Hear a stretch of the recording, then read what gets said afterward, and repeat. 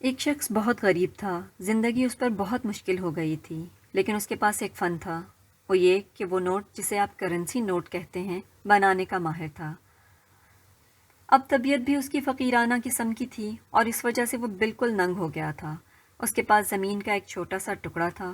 اس نے سوچا کہ کیوں نہ اسے بیچ لے اور اس پر آسودگی کے دن آ جائیں۔ اس نے ایک دن اپنا وہ کل اثاثہ جو فقط زمین کا ہی ٹکڑا تھا بیچ ڈالا۔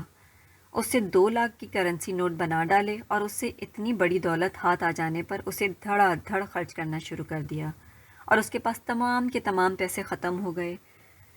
اب اس کے پاس اتنی ہی سیاہی اور کاغذ رہ گیا کہ وہ اس سے ایک ہی نوٹ بنا سکتا تھا، اور ایک مجبوری یہ تھی کہ وہ اس سے کوئی بڑی مالیت کا نوٹ بھی نہیں بنا سکتا تھا۔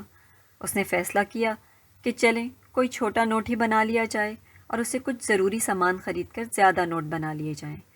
اس نے نوٹ بنانے کی کوشش کی۔ وہ چونکہ پریشانی اور کوفت کی اذیت اور کیفیت سے گزر رہا تھا، جب اس نے نوٹ بنایا تو وہ 15 روپے کا نوٹ تھا۔ اس کے لیے ایک نئی مصیبت یہ کھڑی ہو گئی کہ نوٹ بھی بن گیا ہے، لیکن وہ 15 روپے کا تھا جو چل ہی نہیں سکتا، اور اگر اس نے چلانے کی کوشش کی تو پکڑے جانے کا بھی اندیشہ تھا۔ وہ کئی دن شش و پنج میں رہا اور اس نے فیصلہ کیا وہ اس نوٹ کو ایسے آدمی کے پاس خرچ کرے گا جو یہ نہ جانتا ہو کہ 15 روپے کے نوٹ کی کوئی حیثیت نہیں ہے، اور کسی بھولے شخص کے پاس خرچ کر کے کام چلا لیا جائے۔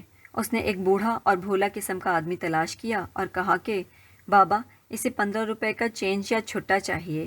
اس بوڑھے شخص نے نوٹ کو غور سے دیکھا اور اس شخص کو 2 نوٹ تھما دیے۔